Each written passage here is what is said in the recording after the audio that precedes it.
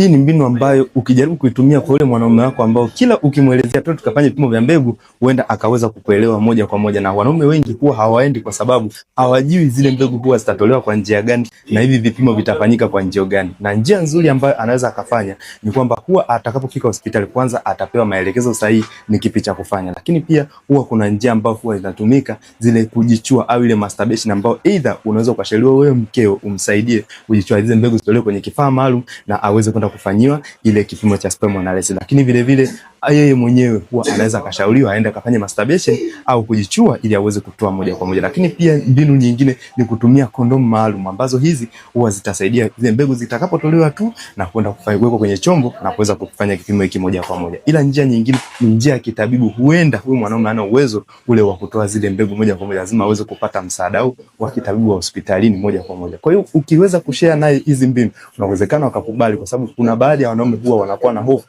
na wasiwasi kwamba hata kama nikienda hii itatumia mbinu gani. Fuatilia video inayofuata, itaweza kuelezea moja kwa moja ni muda gani mwanaume anatakiwa akaa ili akafanye vipimo, lakini pia huwa inachukua muda gani hadi pale kupewa majibu ya moja kwa moja. Na ndio maana napenda kusema kwamba nipo nawe katika safari ya kuitwa mama.